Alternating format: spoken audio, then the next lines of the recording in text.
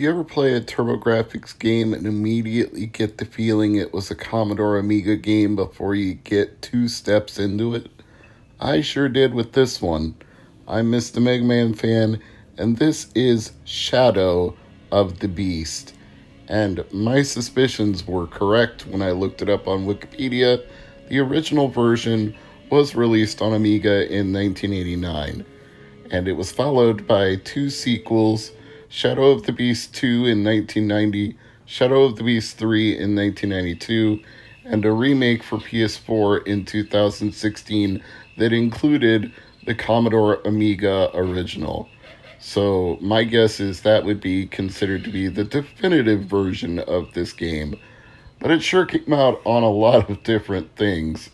Amiga, Atari ST, Amstrad, Commodore 64, ZX Spectrum, the FM Towns Marty of all things, Atari Lynx, Sega Master System, and this TurboGrafx CD-ROM version that we are playing here. Here's the plot regardless of which version you're playing.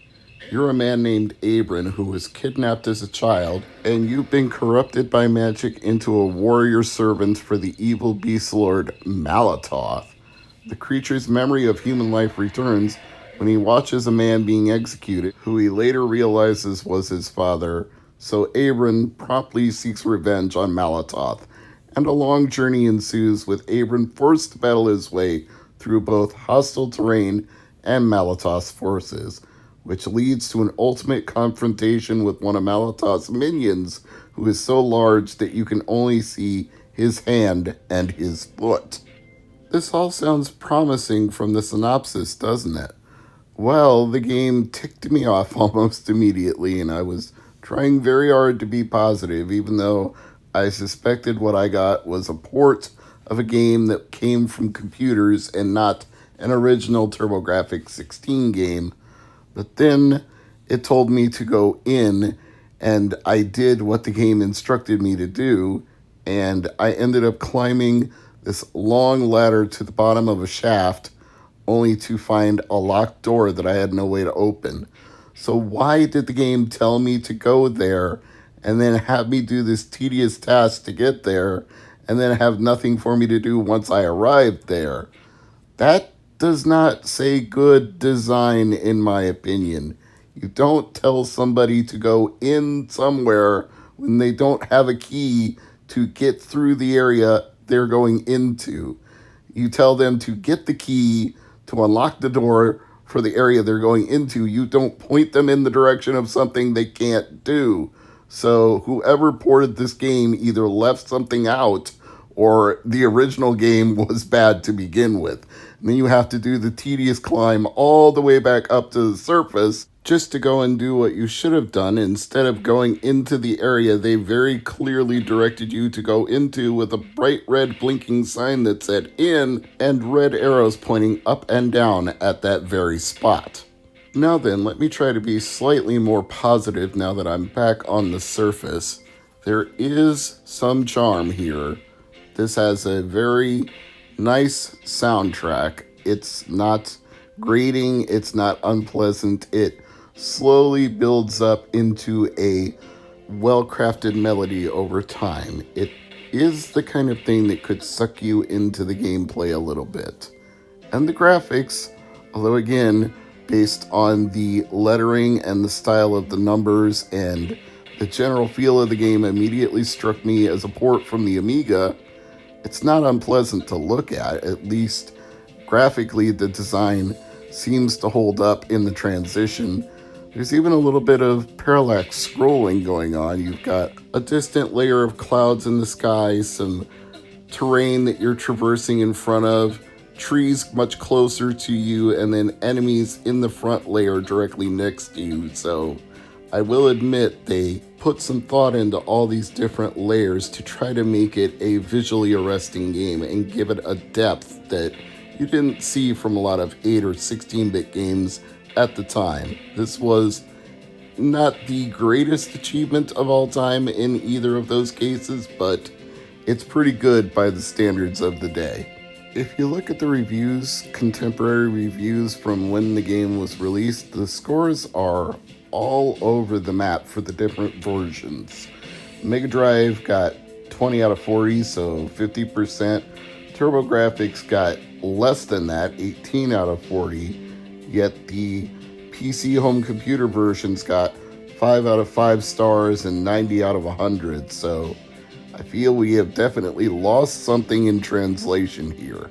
The one thing that I think bothers me the most about Shadow of the Beast is the completely arbitrary way that enemies just pop up and run right into you or fly right into you or just appear out of the ground, and you have no warning, no time to prepare, and you literally just have to stop every few seconds and throw a punch expecting something to hit you. Now, reportedly, the game's designers intended it this way, but I don't know, because it seems to me if the scores are that wildly different across the different versions, it must have been intended to be done with keyboard controls or a joystick on a computer or maybe even a mouse, if Commodore Amigas had a mouse back then. I don't know. It just feels like there's something about the speed on the CD-ROM TurboGrafx version that's way out of whack, because things come at you far faster than you can react. And maybe with a keyboard or a joystick on a computer, you could react to them, but using the TurboGrafx controller on a TurboGrafx 16, you barely get any time to respond before you get smacked.